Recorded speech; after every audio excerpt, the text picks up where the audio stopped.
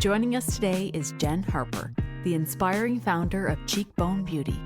We're putting people and the planet before profits, which in most cases in business, it's really about how are we, filling stakeholder pockets versus actually taking care of those other things, which feel far more important. Yeah. But unfortunately, that's not how it really works in the business world. In this episode, Jenn shares her incredible journey of building a beauty brand from scratch without prior industry experience. Discover how her Indigenous roots and commitment to putting people before profits have shaped her mission and values as an entrepreneur. Let's dive in. So first and foremost, we are all in for a treat. Jenn Harper, welcome to the podcast. It is so wonderful to have you here. Thank you for joining us. Thank you for having me. In addition to your fantastic company, one of the things that I learned as I was reading up about you is that in 2022, Entrepreneur Magazine named you as one of 100 Women of the Year. And when you actually look at that award, you are in great company. And it's so wonderful to talk to you about entrepreneurship and leadership. So congratulations on everything that you've accomplished so far. Thank you so much. I am like a big believer in manifesting. And I was on a flight and I remember reading this entrepreneur magazine in an airport in the US and started reading through it. And there was all these incredible stories about people in business. And I said when I got home, I remember cutting out the top of the magazine and putting it on my vision board in my home office. And the goal was one day to talk about Cheekbone Beauty in the magazine. And how much time had passed from that experience on the airplane? So 2016. So quite some time. Well, let's go to the beginning of the company and your founder journey. What year was Cheekbone Beauty established? So we launched as like an online e-commerce store in November of 2016. This was like launched from a corner in my basement. I actually started the whole idea process after having like what I call like life-changing dream back in 2015. So I was selling seafood. I worked for a seafood company at the time, and it's January of 2015, and I have like this pop out of bed, middle of the night dream.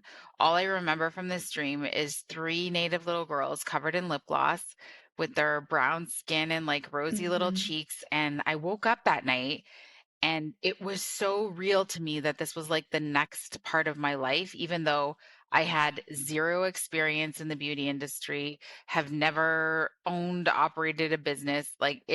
It's kind of crazy when I think back to like from that dream, I was like, yes, I'm going to start this company. But the whole idea was I wanted to make a lip gloss from that dream, of course, and use a portion of the profits to do something to support my First Nations or Indigenous community.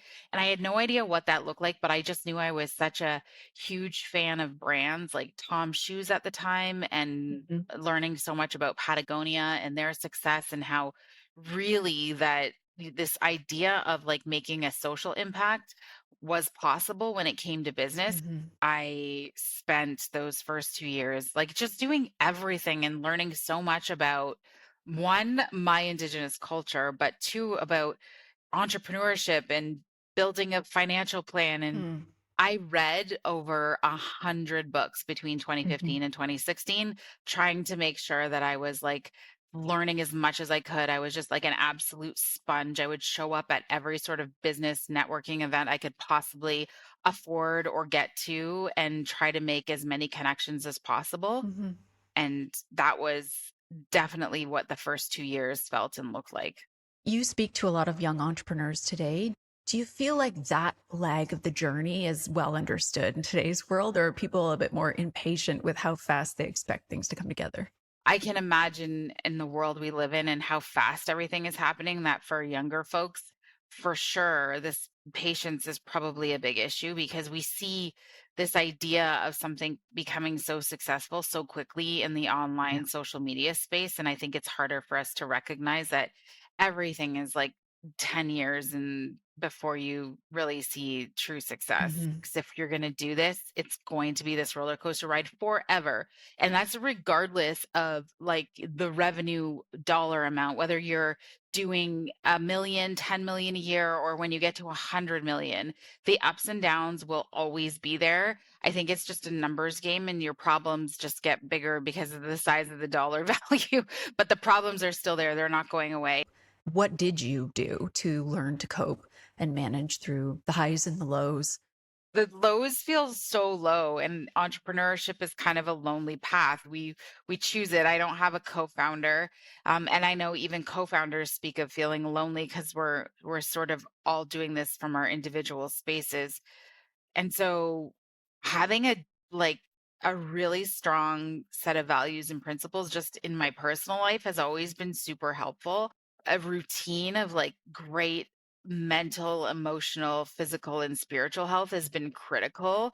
Like I have a daily routine, Hmm. prayer, meditation, and physical fitness. Like those are non-negotiables. And no matter where I am in the world, that's how the day begins. And then I feel certainly so much more well equipped to handle anything that's coming my way. But Mm. we should be working harder on ourselves than we do on the business because we're the ones running and operating the business. So if we're not at our full capacity, then that could really impact the business. I'm a firm believer that your business is a reflection of you and wherever you are in your kind of evolution and journey and all of your relationship dynamics, all of your confidence. It's like it just becomes a reflection of you and how you build the company. A lot of your Indigenous heritage is rooted in the values of your company.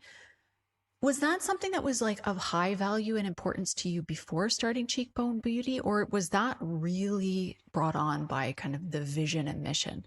I would say there's been an evolution of me understanding my Indigenous roots. Yeah. I grew up with my mother who's not Indigenous. And so I didn't really have a strong connection to my culture or my community for the majority of my life. So it wasn't until my mid 30s that I started to connect even with my family. As a young person, my dad had his own struggles. And at 19, I just decided to cut all ties with him. I thought, I'm an adult now. I don't need to have this relationship. And Hmm. also me understanding one, the entire systematic abuse through residential school system and the systematic abuse that left on my culture, which included my family, which included my father. So now I recognize with really clear eyes that my father was a product of the system that he was raised in. And so I now look at that completely different and have so much gratitude for the love that I got from both of my parents, despite what my dad had to live through and go through and experience, and recognizing and learning about this term called generational or transgenerational trauma, which was impacted greatly by the residential school system, which my grandmother survived.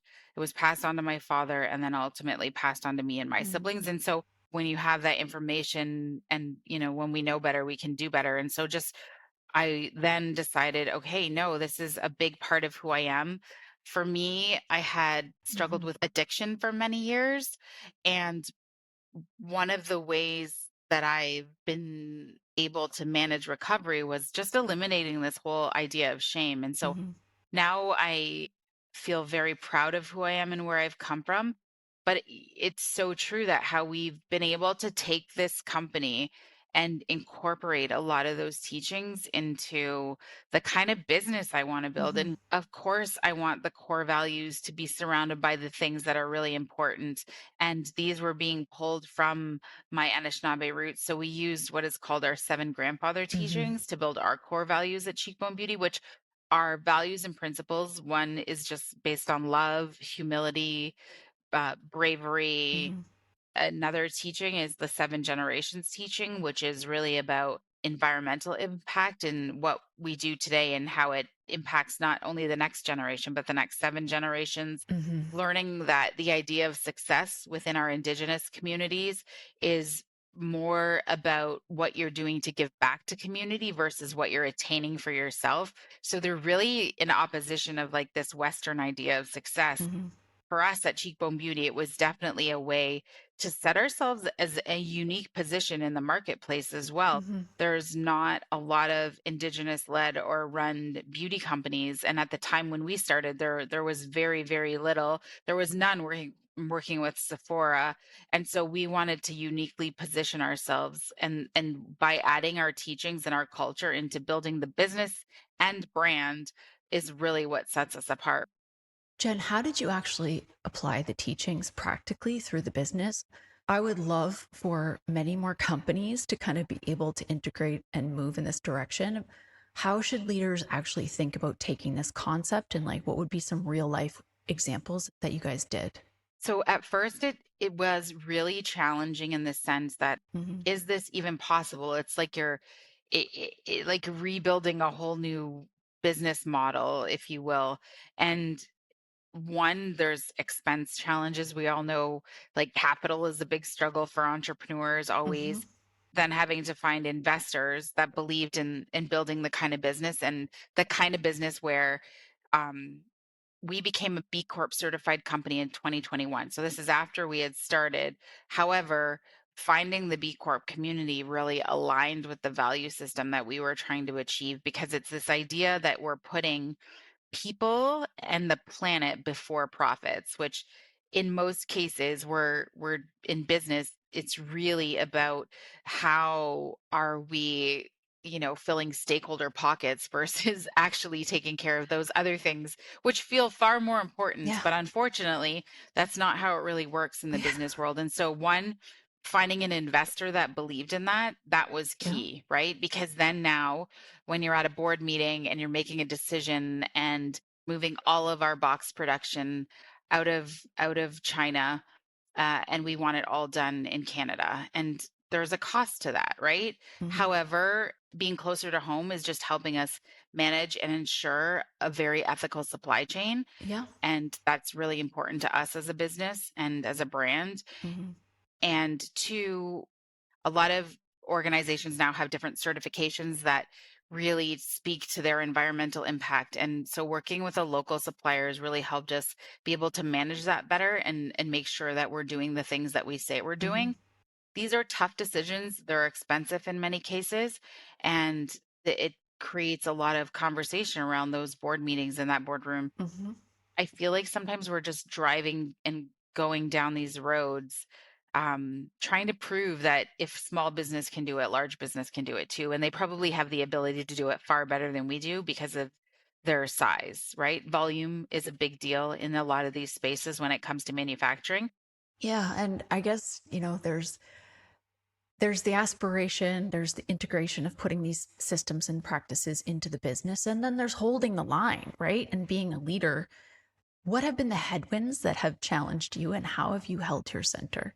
I think market changes, they've been really challenging. And that is, I think, just access to the customer. We grew on social media, and we grew during that time of like rapid social media growth and e-commerce growth and being in that space, and everything has dramatically changed since we launched in that world. So that has been Hmm. tough. Even just like when I think about it, all the things in the side, like figuring out how to, we make our formulations, which a lot of makeup companies are just relying on partners. They do what is called white label or private label. So those formulations are one and done. Hmm. But I also think that uniquely positions us to really see things differently in the marketplace. There's a lot of passion behind startups and small teams that doesn't exist in a large organization, right? Absolutely. And as you've thought about your growth as an entrepreneur, where have you seen the biggest evolution in yourself? I've changed so much from the beginning. I remember just like in the early days, you're so idealistic, like you're just such a dreamer. Yeah. And I still feel like that's there, but with maturity now, right? Like not not just talking about this dream or fantasy, but really understanding it's all about execution and strategy and planning and Yeah. organization. And I feel like I've learned so much about myself along this path, which is something I feel unexpected too. Like you don't think about that while you have this early idea or set off on this venture to start something. I've just learned a lot about myself. I really know my Hmm. weaknesses, but I love sharing that with new entrepreneurs just because I think it's so important to recognize like it doesn't mean you have to know all those things in order to actually make something work and make it successful, which is really key. Well, and I think this is why your story will inspire so many people who are kind of on the cusp or in the journey. Um, as I was kind of doing a bit of research for our show, I was surprised to learn that you had been on Dragon's Den. And even since that time, now your products are in Sephora. Like, what did you learn through that chapter? I never thought that I would have the courage to be able to go like pitch my Hmm. business because that was the first time I would actually pitch the business in the sense where I was doing it, I think in the traditional sense of a pitch, right? Like this is your got 2 minutes, you have Yeah. so that really helped me focus on what the business is and who it had to be and all of those things, even though it's dramatically developed and evolved Hmm. since then. Like the things that have made me the most uncomfortable are really the really big growth moments for me personally. And I think for the business too. Like that was a dramatic, pivotal moment for the brand. It was a great marketing opportunity for sure. I encourage anyone who, especially in CPG or product based business, if you have something like get on a platform like that because it's going to be a really big moment for the business. Yeah. I've been thinking a lot about exploring the difference between confidence and worthiness. We can be confident in our skills, but worthiness, especially as it relates to receiving help, receiving money, like worthiness is a whole different category in the subconscious. Have you experienced the difference between having to work on confidence and worthiness in your own entrepreneurial journey? I feel really fortunate because of my sobriety journey. Yeah. Like, it really has set me up for success in business. One, because I feel like I accomplished an absolute miracle, right? Hmm. When you struggle with addiction and you overcome that, it feels like a mountain-like obstacle, Hmm. and overcoming it feels really powerful and really special. And so I feel very blessed because that's given me a lot of real evidence. So what we need in life sometimes as people is we always need evidence that something is possible. Hmm. And when you create your own, it's like faith. It's like, in a sense, I have faith in myself because I've already accomplished something so big. Do you know what I mean? Yeah. Yeah. Yeah. And then I have a very personal relationship with the creator of the universe because of my sobriety journey. Yeah. And for me, I feel worthy because of that, and I'm just so connected. Like, and obviously, I have shared this often, but when I'm in nature, especially, like seeing creation in is evidence of me, of the creator of the universe, and that I'm alive. Like I exist, and I'm grateful because I'm meant to be here. I Hmm. probably struggle more with like the confidence thing because sometimes I feel like I'm being fake confident, right? Because I'm like, oh, How so?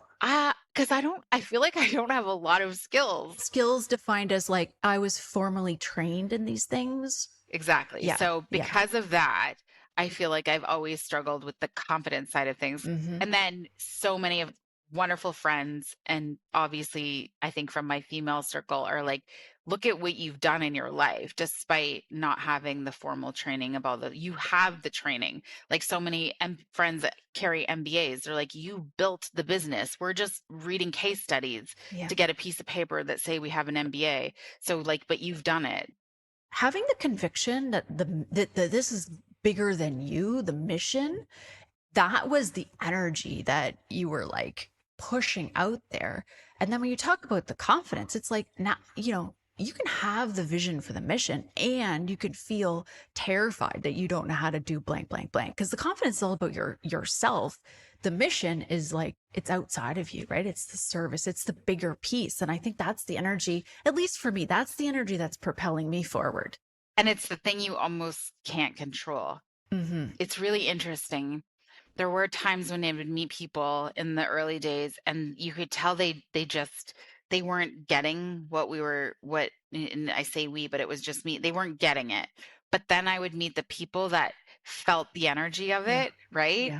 And we're like, that was like so like revitalizing when you would have those moments where, and it would help me not give up, literally.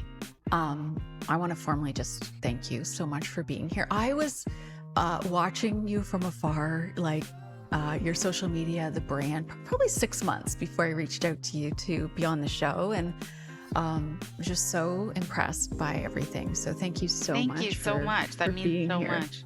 Yeah. I think people are really going to enjoy everything you shared. So thank you, Jenn, for being here today. Thanks for having me. Thank you for joining us. Don't forget to follow us on Instagram and LinkedIn, where we transform the wisdom from our podcast into practical tips, tools, and takeaways for your leadership journey. Find us at grit.grace.podcast. See you next week.